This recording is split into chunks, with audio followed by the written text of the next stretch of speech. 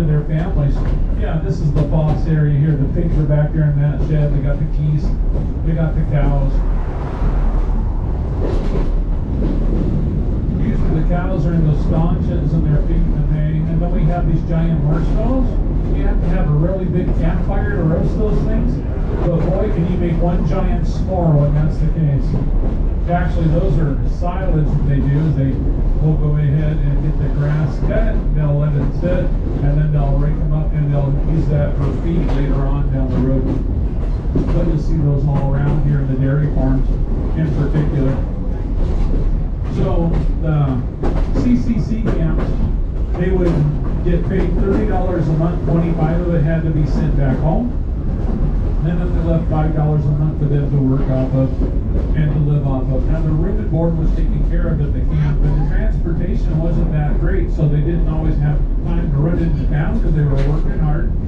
But movies back then were like 15 cents, or you can get a decent meal if you wanted to go to a restaurant for less than $1 fairly easily. But you didn't have the opportunity to go into towns to spend that kind of money either. So it worked out well. In 1943, they closed that CCC camp down. We were in the middle of World War II. There were plenty of things for people to do.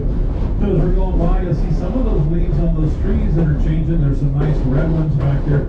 You have a lot of alders, which are those white ones that have a lot of moss growing on them. Then you have these guys like this. You got cedar trees. Cedar, if you grab them, they'll grab back. They'll hurt you. They're kind of a round thing, and they're about an inch long in the needle, and they're fairly close together, and they're a nice hardwood. And then you have cedar.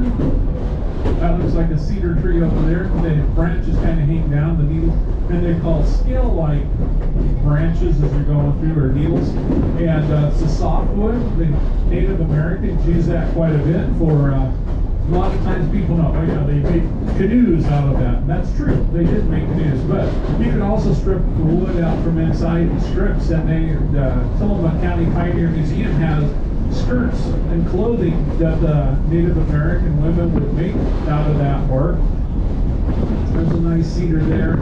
As we're coming along, you got some alder in there. There's some nice cedar. You can see the different kind of needles on them. There's hemlock. Hemlock's another softwood that grows around here. Hemlock's kind of a lazy tree. Most of the trees, they have the top, you put the star on top at Christmas time because it's pointed straight up. Hemlocks, they kind of bounce over. So if you're standing back, their needles are about ½ inch to 3/4 of an inch.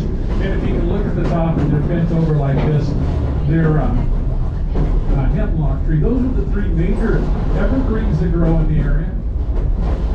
And then you have those big leaf maple, vine leaf maple, and the alders. Those are the ones that are changing the colors. Those are the broadleaf, they're deciduous. You see a lot of that English ivy around those trees back there. English ivy is an invasive species, and what happens when they start surrounding those trees like that, it'll kill them out. It chokes them out, and those trees will die. So it's not a good thing. English ivy doesn't belong here, hence the name English ivy.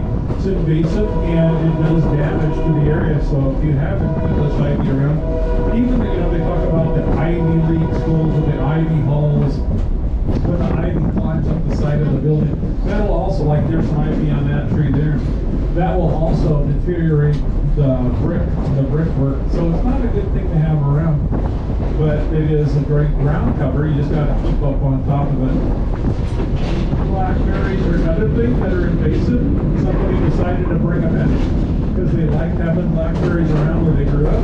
And unfortunately, birds like the berries, and then the seeds are in their body, and then they poop them out, and so the seeds go, and then they have runners. And so blackberries, if they're not kept in check, they're also an invasive species that will choke out a lot of the native plant life that's there.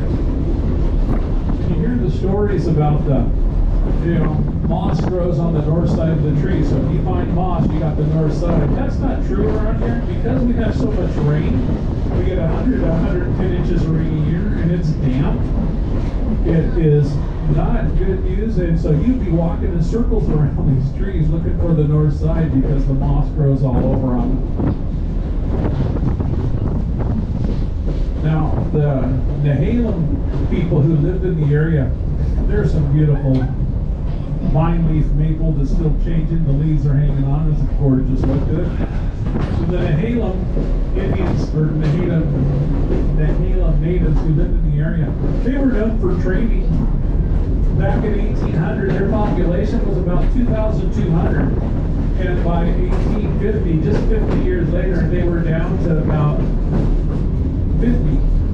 They had gone quite a bit down because the Europeans started showing up. They brought in their diseases with them, and they didn't have the natural immunities. When you grow up with something, you have natural immunities, and your body can fight off those diseases. Unfortunately, the Native Americans were not very good at doing that because they had not grown up with that. Smallpox being one of the main things that killed them off.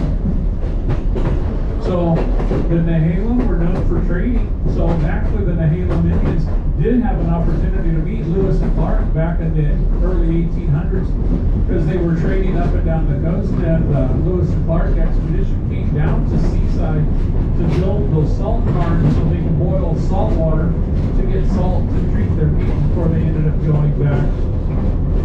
So they had exposure with the Lewis and Clark folks, which is kind of cool to know that the Native Americans in here also have that contributing piece that's there. The last Tillamook tribe, the Nehalem Tillamook, kind of went together. They, the last native speaker died in 1974, but before she died, she worked with the University of Hawaii, and they made a 1,500-page dictionary of the Tillamook language. And they recorded some of her language, so they have that down, so they know exactly how it was said. But it's kind of a scratchy tape because of the recording and stuff that was used back then. But that language now is officially extinct. No one goes around and speaks it, but some people are in that process of learning it. The remaining Tillamook Nehalem folks that are survivors have been adopted into the Siletz tribe, which is down in Lincoln City, and the Grand Round, which is over in the Willamette Valley. So the Native Americans did a lot of settling, and I thought this would be the place to be if you were going to have some kind of an apocalyptic affair or event that took place, because you have the fresh water. You can treat the water fairly easily with that fresh water. You have salmon, you have trout, you have clams, crabs, shrimp. You've got all kinds of food. Then the berries that come along. They have the salal, which I don't see a whole lot in this area here.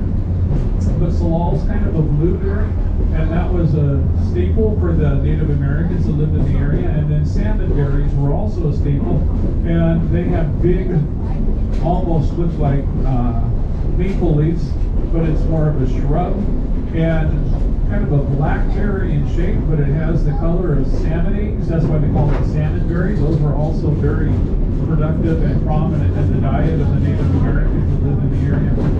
This is the Nehalem River that we're going by. The Nehalem River is 119 miles long. It's the 10th longest river in the state of Oregon. Not largest, but longest. Kind of weird because it starts in Tillamook County. It skirts the North Coast Range. It doesn't go through the Coast Range, it skirts it. And it cuts up into Washington County, Columbia County, Clatsop County, comes back into Tillamook County. And it'll end up flowing down into Nehalem Bay, and the Nehalem Bay opens up down by Fisher Point, and it flows out to the ocean. So it's quite long. Now there's a gentleman I was talking to the other day that grew up in the area, and he said he knew this older guy, like 90 something, that he was talking to.